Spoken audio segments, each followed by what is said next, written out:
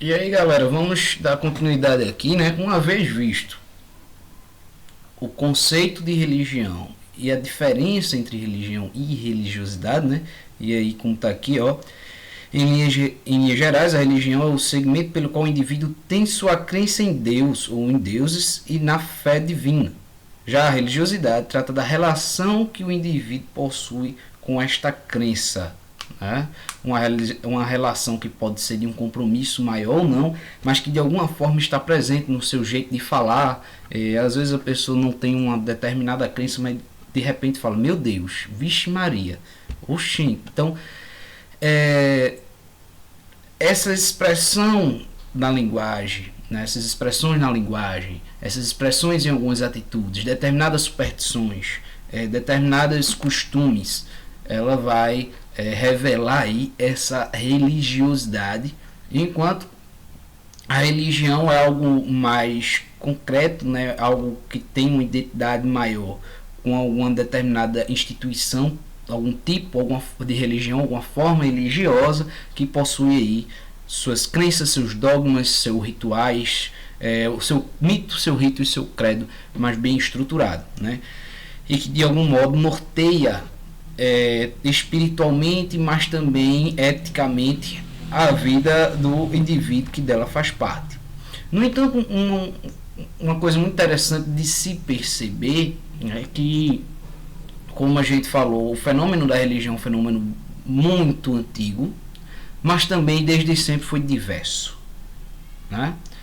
Há uma diversidade religiosa, há uma variedade das formas de crer muito grande. O que é diversidade religiosa? São esses vários tipos de crença, de formas de se relacionar com Deus ou com os deuses, com algo que é superior, com algo que é sagrado, com algo que é divino.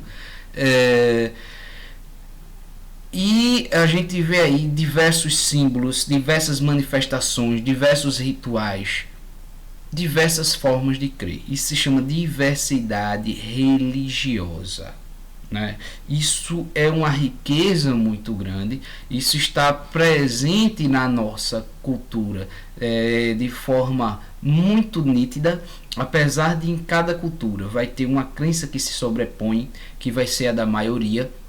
Mas nós temos também aí grupos minoritários, mas que estão presentes, que são fortes, que têm o seu papel histórico, social e espiritual dentro da cultura da qual eles se inserem, né? Nós vemos aí, ó, a diversidade cultural é um patrimônio comum da humanidade. A cultura adquire a cultura adquire formas diversas por meio do tempo e do espaço. Ou seja, a cultura, como a gente viu no começo, ela é algo mutável, ela não é algo enrijecido, algo fixo. A cultura é o ato do ser humano criar formas de vida a todo instante, e isso vai mudando, né? Não é à toa que a gente escuta frases como tipo: no meu tempo não era assim, no meu tempo era diferente, no meu tempo. Ou seja, há uma mutabilidade, há um movimento constante de criação e de recriação de formas de vida, de instituições, né, de visão de mundo, que é próprio dessa mudança. E a partir daí, justamente vai havendo essa mudança cultural. Ou seja, esse movimento constante de novas formas diversificadas que vão surgindo em meio ao tempo e espaço, que por sua vez manifestam-se na originalidade e na pluralidade das identidades que caracterizam os grupos e as sociedades que compõem a humanidade, né? Nós geralmente costumamos ter uma identificação cultural. Então a gente aqui da região Nordeste, a gente se identifica com um estilo de música, com algumas festas, com crenças, com alguns costumes, comidas que são próprias daqui, que é uma identidade nossa, da nossa região. Mas quando a gente olha para um todo, há sempre uma pluralidade, ou seja, essas formas de identificação, essas formas de identidade cultural, as próprias manifestações culturais como um todo, elas são diversas. E quando se trata da religião, não é diferente, né? Continuando aí, ó, sendo fonte de intercâmbio, inovação e criatividade.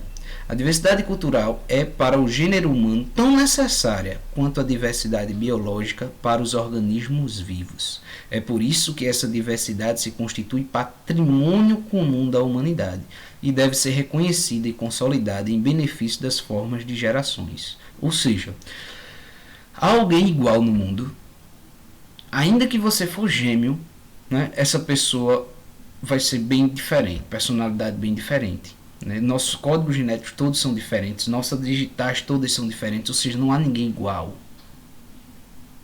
Se não existe homogeneidade nem biológica, como é que a gente quer que haja uma homogeneidade cultural? Então, a diferença, o diferente, o diverso, é sempre uma riqueza, é sempre uma oportunidade de aprendizado, de troca. Aquilo que é diferente é precioso, por quê? Porque não existe nada igual. Nós vivemos num mundo totalmente plural, diverso, desde a formação biológica até as mais variadas manifestações culturais, tá? Então a diversidade é uma riqueza, a diversidade é algo próprio nosso e a diversidade, ela, por assim ser, acaba sendo um patrimônio da humanidade que deve ser preservado, tá? Então essa pluralidade, seja ela do qual for, ela deve ser preservada. Ela mostra o quão rica são as nossas formas de existir, né? E o quão diversas são. Só que aí, gente, nós temos aí inúmeras questões que surgem a partir disso, que a gente pretende aí discutir nas próximas aulas, né, quando tiver de forma presencial, que é justamente a má compreensão dessa diversidade, é justamente o eu não entender que aquilo que é diferente de mim é tão rico, né, quanto aquilo que me é comum, porque igual não existe, mas aquilo que é comum. Aquilo que é diferente, que é diverso de mim, é necessário, e que um ambiente democrático, de fato, ele precisa, para existir, ele precisa acolher a diversidade. E eu ser diferente do outro, acolher o outro enquanto diferente, não precisa necessariamente eu acolher, por exemplo, no sentido da religião, trazendo aqui para a religião, né? Eu acolher a diversidade religiosa não quer dizer que eu tenho que acreditar em todas as crenças, que eu tenho como tomar como princípio de vida todas as crenças ou nenhuma crença. Mas mesmo tendo a minha crença, a minha religião, a minha religiosidade, ou não tendo nenhuma, eu preciso acolher aquilo que é diferente, aquilo que é diverso, aquilo que é distinto da minha visão, da minha concepção. Eu não posso tomar como sendo um inimigo, algo que eu tenho a ter medo, algo que eu tenho que ser melhor, mas é algo que constitui essa esfera da realidade, que é diferente, no entanto, não é menor, nem é maior, não é melhor, nem é pior, é diferente. Dentro desse contexto, sobretudo da religião, a gente tem acompanhado, desde as eras mais remotas até a atualidade, o que a gente chama de intolerância religiosa.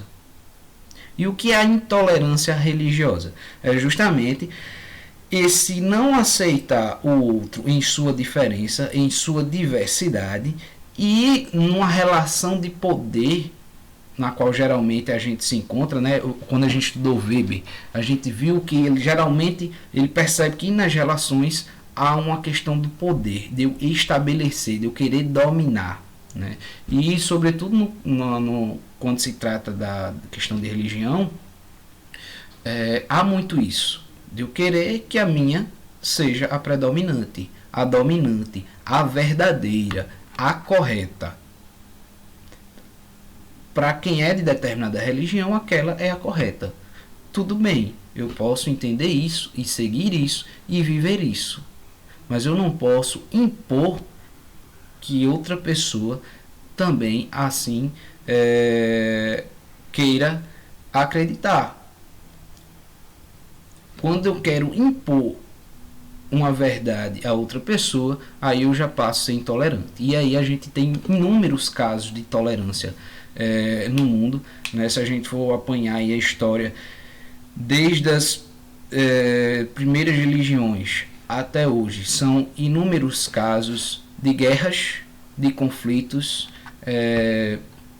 de preconceito por conta da questão religiosa, né? E aí a gente vai entrar aí apenas no campo conceitual, depois a gente vai dialogar e debater isso presencialmente não, né? Mas numa aula ao vivo, a gente entender apenas esse conceito. Então, o que é a diversidade religiosa? Essa pluralidade de religiões.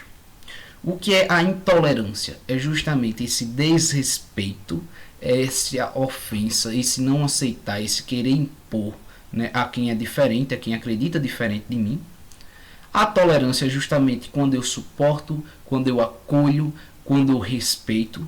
E um fenômeno muito interessante é o do sincretismo. Se a gente olha para a sociedade brasileira, por exemplo, nós nessa pluralidade, nessa diversidade, houve também um entrelaçamento de crenças, de formas religiosas, que acaba gerando aquilo que a gente chama de sincretismo religioso, que é quando a gente pode entender, quando uma pessoa, a mesma pessoa, ela pode ter crenças diferentes, frequentar, por exemplo, a pessoa no domingo está na missa e na sexta-feira está no terreiro de candomblé, na quinta-feira ela está no centro espírita. Então a mesma pessoa, apesar da incompatibilidade conceitual, mas na prática é uma pessoa que frequenta diversos cultos. A gente pode entender o sincretismo religioso também como, por exemplo, se a gente pega a religião Umbanda, a Umbanda hoje é uma religião que nasce no Brasil e no seu próprio fazer-se ela é constituída de elementos do catolicismo, de elementos do candomblé, de elementos do espiritismo. Então, ela é uma junção, ou seja, um sincretismo de elementos de diversas crenças formando uma crença só, né?